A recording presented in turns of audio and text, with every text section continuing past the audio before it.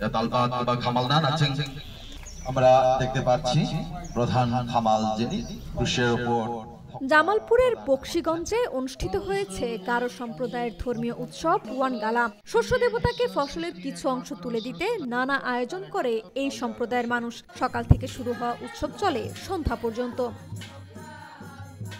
গারোদের বিশ্বাস, শস্য দেবতা মিসিসালজং এর উপর নির্ভর করে ফসলের ভালো ফলন। এই শস্য দেবতাকে ধন্যবাদ কৃতজ্ঞতা জানিয়ে ও নতুন ফসল আহারের অনুমতি নিতে বকশীগঞ্জের দিঘলাকোনা এলাকায় ওয়ানগালা মহোৎসব পালন করেছে গারো সম্প্রদায়।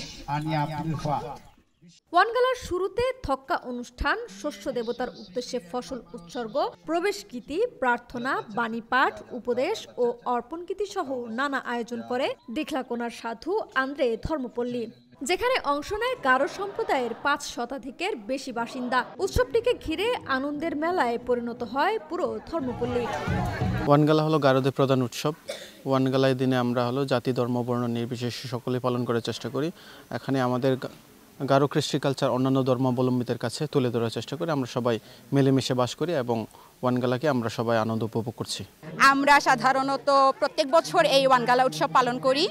আমরা আমাদের ঐতিহ্যবাহী সংস্কৃতি বলা চলে, আমরা এটা ওয়ানগালাকে আমাদের উৎসবে রেখেছি। ওয়ানগালা আসলে ধন্যবাদ কৃতজ্ঞতার অনুষ্ঠান। ওয়ানগালাকে ঘিরে আদিবাসীরা অনেক আনন্দ উৎসব করে থাকে।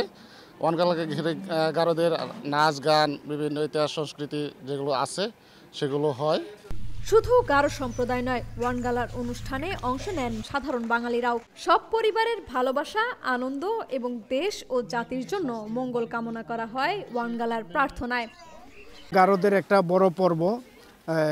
সারা বছরের যে ফসলাদি পাওয়ার পরে ফসল পাওয়ার জন্য ঈশ্বরকে ধন্যবাদ এবং কৃতজ্ঞতা, এবং এখানে একটা মিলন উৎসব হয়। সব গ্রামের মিলে এসে সবাই সৃষ্টিকর্তাকে বা ঈশ্বরকে ধন্যবাদ এবং কৃতজ্ঞতার একটা অনুষ্ঠান। এখানে ধর্মীয় বিশ্বাস এবং সাংস্কৃতিক বা কৃষ্টি কালচারের একটা অনুশীলন বা চর্চা হয় এই ওয়ানগালা অনুষ্ঠানে। ধর্মীয় অনুষ্ঠানের পর ধর্মপল্লী প্রাঙ্গণে অনুষ্ঠিত হয় সাংস্কৃতিক উৎসব। সেখানে পরিবেশন করা হয় গারো সম্প্রদায়ের ঐতিহ্যবাহী নৃত্য। আর দিঘলাকোনা এলাকায় আয়োজন করা হয় ছোট্ট একটি মেলার। লাবনী আক্তার, বিপ্লবী বার্তা।